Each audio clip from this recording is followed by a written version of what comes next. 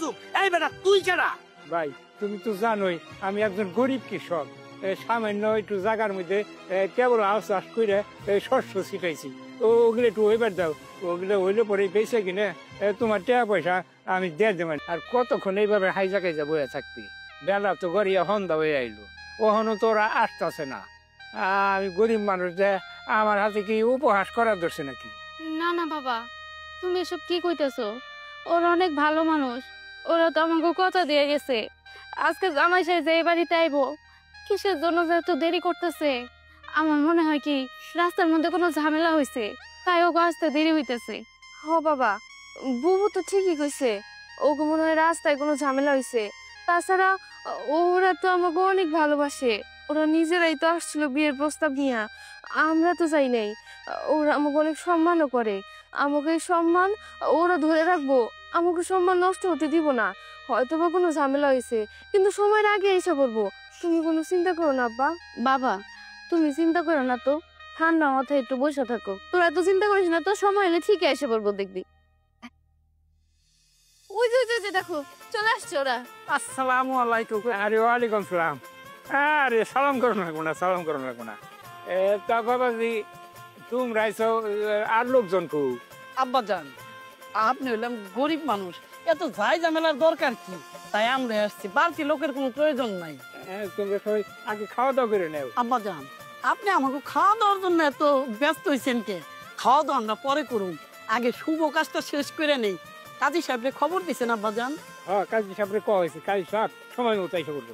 এই তোমরা আজকে বিয়ে করতে আসবে, এত দেরি করে আইছো কেন?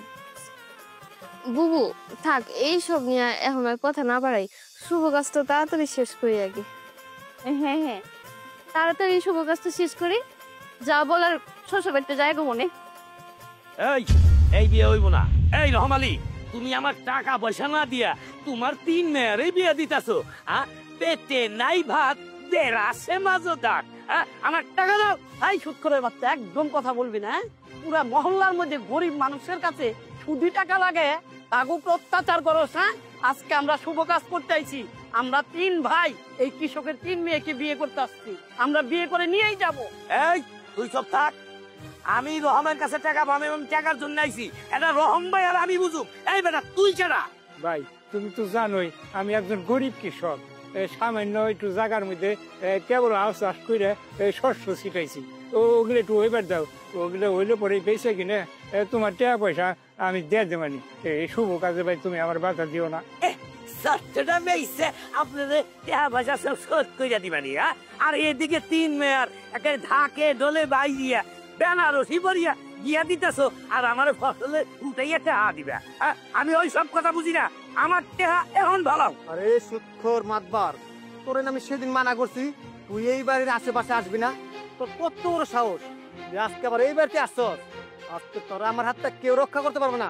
আমিও লিটল সুৎখর কইতাছি, আমি এই জায়গা থাকাকালীন এই রহমালির 3 মেয়া কেমনে বিয়ে হয় সেটাও আমি দেখে দেবো। তুই থাম, আমি দেখতেছি। এই আমরা যখন আজকে 3 ভাই এই কৃষকের 3 মেয়েরে বিয়ে করবার আইছি, বিয়ে করে নিয়েই যাবো। আই হৃদয়, আই মাইনুল, দাঁড়ায় দাঁড়া কি দেখতেছ? দেখছো ঘরে রুচি আছে না? ঘরে বান্ধেন বলছেন, আরে বাইন দাইসকে আমরা বিয়ে করে নিয়ে যাবো। কামটা কিন্তু ভালো হইতেছে না, কই দিলাম।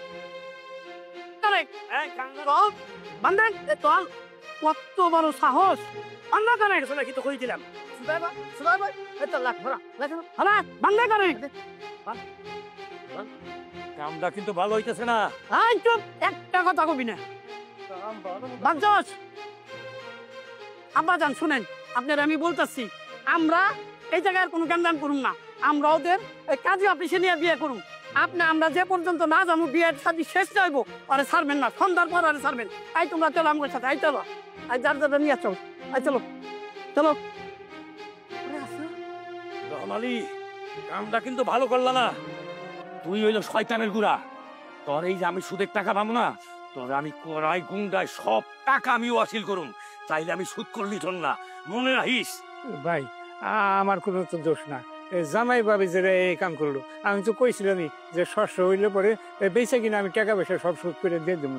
তুই সব নষ্টের গুড়া, আমি তোরে চিনি। তুই তো বুঝা হইছস, তুই আমার লগে এইরকম নাটক সাজাইছস আমার টাকা নিয়া তারপর তুই এরকম হুমকি করছস। এই তোর এক মাইয়া বিয়া দিলে তো তোর কোনো সমস্যা হইতো না, হ্যাঁ? তোর টাকাও সমস্যা হইতো না, তোর সব টাকা আমি শোধ করে দিতাম আর আমি বউরাও হইতাম।